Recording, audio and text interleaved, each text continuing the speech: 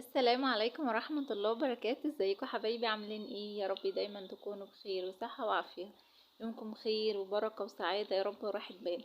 وحشتوني كتير من الفيديو اللي فات. جايلكم النهاردة بقى فيديو كده حلو، كله لعب وضحك وهزار. مش هنعمل النهاردة روتين، يومنا حلو قوي.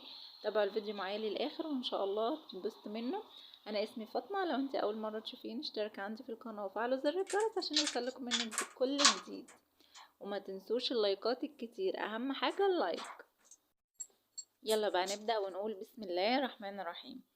طبعا انا كنت نزلت الصبح جبت شوية طلبات وحاجات كده وطلعت ريحت شوية، قلت بقى اقعد اكل لي طبق رز بلبن حلو كده. حتى بقى على الوش ايه حتتين كنافة مع حتة قشطة. عايزة اقول لكم تحفة تحفة، طعمه حلو قوي والله العظيم، تسلم ايديا. إيه وكمان حطيت كوباية شويبس كده، الجو حر عايزة اي حاجة ساقعة اشربها، وقلت اقعد بقى ايه اخد هدنة كده واريح نفسي عشان اقوم استقبل اليوم الحلو الجميل اللي احنا هنقضيه مع بعض ده. عايزه اقول لكم الرز بلبن مع الكنافه والقشطه طعمه رهيب. كلنا بقى الرز بلبن والشويبس واتدلعنا، نقوم بقى نشوف هنعمل ايه. جبت بقى فراخ تبلتها تتبيله حلوه كده، بصل مبشور وطماطم مبشوره، معلقتين من الصلصه كبار، 3 معالق من الزيت، نص ليمونه، وحطيت كاري وبابريكا فلفل اسود وملح. الخلنجان ده بحطه على الفراخ لما بكون مستعجله عليها علشان يسوي الفراخ بسرعه. سبتها كام ساعه كده وركنتها على جنب. ابتديت بقى ان انا اشتغل هعمل رز بسمتي. حطيت بقى الاول بشرت بصلايه صغيره كده، بشرتها بالمبشره، وحطيت كاري وكركم، حطيت بابريكا وحطيت جنزبيل وقرفه ولورا وحبهان. شوحت كل ده حلو قوي في الزيت تشويحة حلوة، وبعدين نزلت عليه بالرز. الرز انا كنت نقعاه قبليها ربع ساعة كده علشان خاطر ايه ما يبقاش ناشف معايا ويستوي معايا بسرعة. بفضل المصفى بتاعت الرز حلو قوي عشان ما اسيبش فيها رز. هدي بقى تقليبة حلوة كده مع كل الحاجات دي. حطيت مكعب مرقة وانا بشوح كل البهارات بتاعتي. بس هحط بقى مكعب مرقة تاني، انا حاطه مكعبين مرق مع معلقة ملح صغيرة على كيلو رز. عايزينه طعمه يبقى حلو قوي زي بره، هما بيحطوا على الرز بره مرق الدجاج كتير جدا علشان تخلي طعم الرز حلو كده وجميل. بس حطيت معلقة صغيرة من بودرة الزعفران، قلبتها في كوباية مية سخنة ونزلت عليها على الرز. انا حاطه على الكيلو الرز يجي حوالي 10 كوبايات مية سخنة. اهم حاجة المية تكون مغلية، ما ينفعش مية باردة. بس سبت الرز بقى يتشرب ويستوي كده مع نفسه. انا عايزه اقول لكم بحب بودره الزعفران احسن من الكركم. الكركم بيبقى ليه ريحه وطعم، انما بودره الزعفران ما بيبقاش ليها ريحه وبتدي لون حلو قوي للرز البسمتي. قلت بقى ايه ياخدكم معايا النهارده في اليوم الحلو الجميل ده، بعيد بقى عن الروتين والتنظيف والحاجات دي. قلت نفصل شويه. رصيت بقى الفراخ بتاعي كده في الصينيه الكبيره دي، ونزلت كل التتبيله اللي كانت في الطبق وغرستها كده بالسكينه، وهدخلها بقى الفرن ايه تعيش حياتها. بس كده خلاص. جبت بقى 3 فصوص من الثوم حلوين كده، فرمتهم فرم ناعم قوي، واحط عليهم ايه معلقتين 3 كده من الطحينه، وهبتدي ان انا اقلب. حطيت بقى ملح وحطيت كمون وبابريكا، كل حاجه معلقه صغيره، وحطيت عصرتين من الليمون ومعلقه كبيره من الخل. واهم حاجه عشان الطحينه تطلع معاكي حلوه لازم الميه تكون سخنه. بس هبتدي بقى الم كل الحاجات اللي حواليا دي عشان اروق الدنيا كده حوالين مني.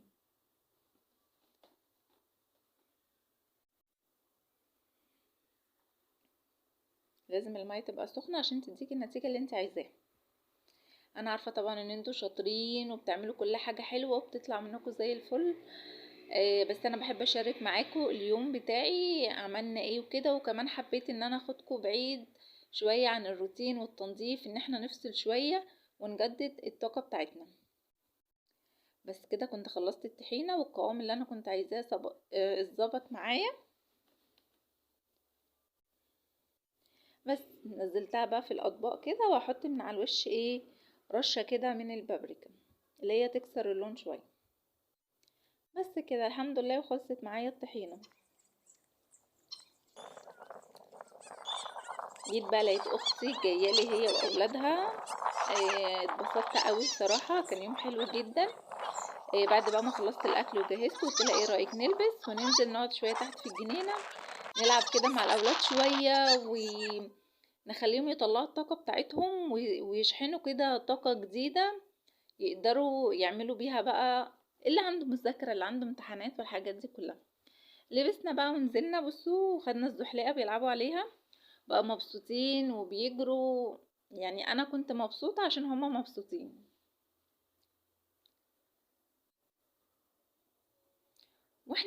احنا كمان ككبار عايزين نغير الطاقة بتاعتنا، عايزين نجدد، نشحن طاقة جديدة عشان نقدر ندي لبيتنا ولأولادنا ولنفسنا. ما ننساش نفسنا في البيت ومع الولاد، لا برضو نفتكر نفسنا وان احنا لازم نبسط نفسنا. هنا كنا بنقول نكت وكده، وانت اختي عماله تقول لي انا حلوه يا خالته، الله عسل يا جوجو. عايزه اقول لكم انا لغيت الصوت لان الصوت مش باين من كتر الهواء والله العظيم.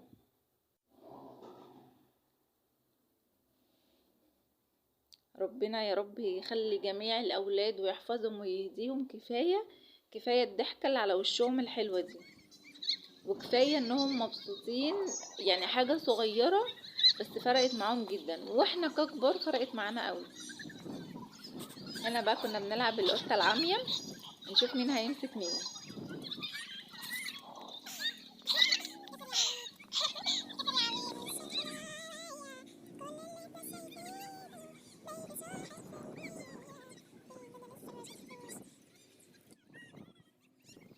هنا بقى كان جه الدور عليا انا الغموني، وانا بقى اللي ابتديت العب، بس ما طولتش مسكتهم على طول الحمد لله. ربنا يديم لمتنا يا رب انا واخواتي، ويبعد عننا اي حاجة وحشة ويحفظنا يا رب، اللهم امين. قعدة الاخوات والفضفضة بالدنيا دي كلها. انا عايزة اقول لكم اليوم ده ما بطلناش ضحك وهزار ورغي. انا بصراحة كنت مبسوطة جدا، وولادي كانوا مبسوطين واختي وعيالها. فدي بالدنيا كلها. ما خرجناش رحنا مكان بعيد ولعبنا ملاهي والكلام ده كله، بس كانوا مبسوطين قوي، غيرنا جو والاطفال كمان غيروا جو. ربنا يديم لمتنا ويخلينا امي يا رب، اللهم امين، ويديها الصحة والعافية، ويخلي لكم اخواتكم وامهاتكم جميعا يا رب. بس هنا بقى طلعنا، طبعا كان الاكل جاهز، انا كنت محضراه جاهز، قلنا عشان لما نطلع ما نعملش حاجة. فرغت بقى الرز، وهنا كمان عملت لسان عصفور. قلت بقى اعمل شوية لسان عصفور كده جنب الاكل.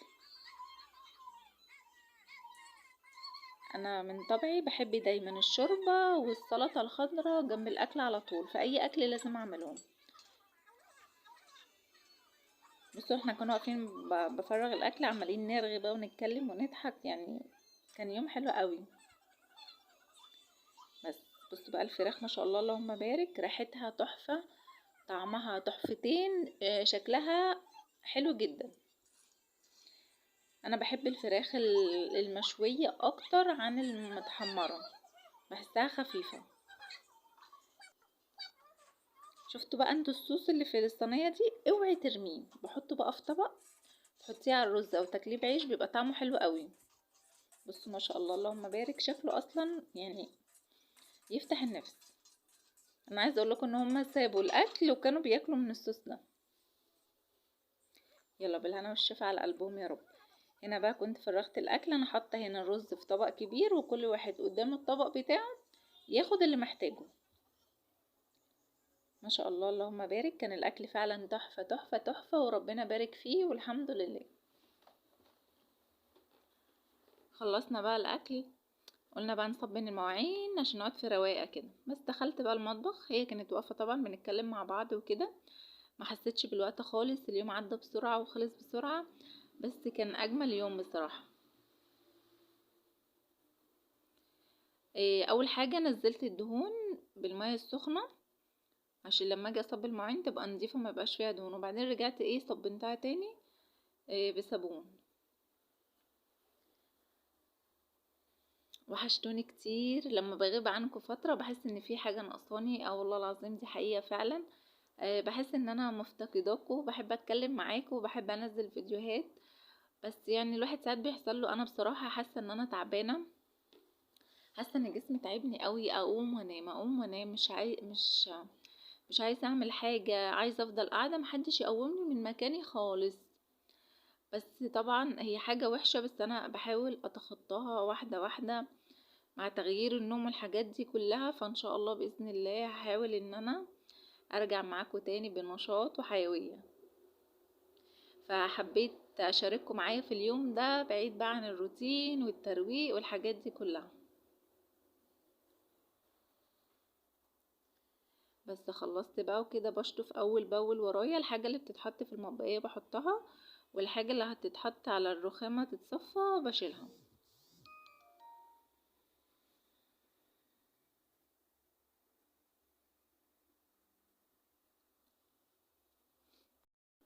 بس بقى الحمد لله كده كان فاضل معايا شويه معالق وبساط وطبقين كده على السريع، خلصتهم عشان ما ركنش عليا مواعين في الحوض والدنيا تبقى مكركبه. لا، اقعد كده في روقان بقى كده وهدوء ومريحه دماغي ومفيش اي حاجه في الحوض.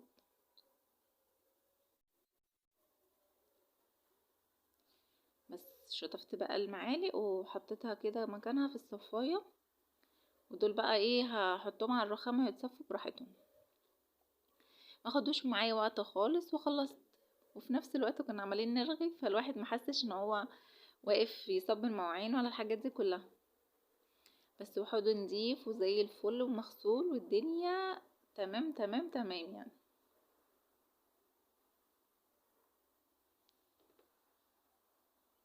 بس صفيتهم بقى كده، اسيبهم يتصفوا هشيلهم بقى خالص. عادي ممكن الغي عادي. لا انا عندي النهارده ونقضي السهره بقى. بصي وكليه الولاد هيناموا، بنعمل قهوه نافع تسالي بقى بتاع بالليل. يعني احلى حاجه كده لما تروح عند اخواتك بصراحه ومش عارفين يعملوا لك ايه ولا ايه، بيبقوا طايرين بيكي بصراحه. القعده الحلوه وصبني المواعين والقعده الحلوه شويه شويه تاخدي يا اولادك وروحي وصبني المواعين. لا بصراحه والله ما صبحت مواعين ولا اي حاجه خالص. خليها هانم. هنشرب كوبايتين قهوه كده حلوين وبعد كده ننام بقى. صينيه الكنافه لقيتها جايبه لنا كنافه برضه عملتها لنا مظبطانا يعني من الاخر.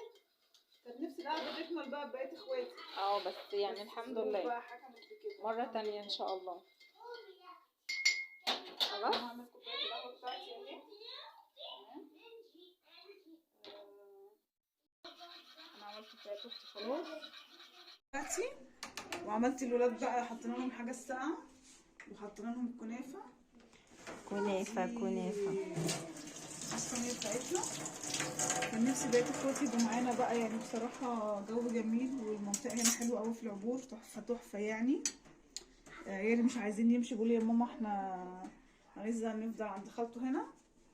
تعالوا اتعزلكم تعالوا اقعدوا معانا ان شاء الله عن قريب هنيجي نقعد معاكي ان شاء الله. الم عزالك بقى وعفشك وتعالي ان شاء الله بأمر الله. ومبسوطين بصراحه يعني. تيجي وانا زي الاطفال، انا 2 طبعا. بس ما اكلش ليه؟ لا قال لي سيبي لي بقى الصبح عشان مش قادر. في المشمش بقى.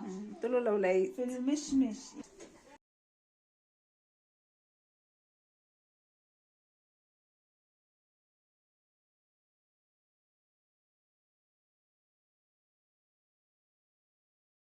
ايه رايكم في الاكل النهارده؟ عجبكم؟ حلو. كل واحده تقول رايها. ايه رايك يا كندا؟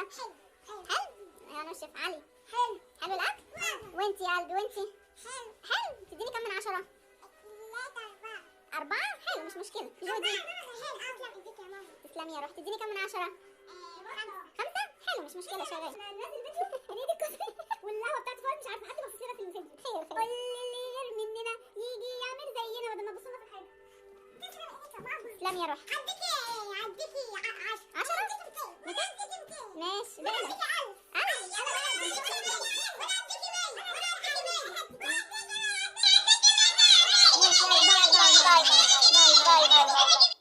هنا بقى كنت بقول لهم ايه رايكم في الاكل وتدوني كام من 10. في اللي اداني 10 من 10 وفي اللي اداني 4، بس الحمد لله راضيه باللي انا اخدته. ده كان يومي النهارده، ويا رب الفيديو يكون عجبكم. اشوفكم ان شاء الله في فيديو جديد. ما تنسونيش لايك وتعليق حلو كده زيكم. بحبكم جدا في الله.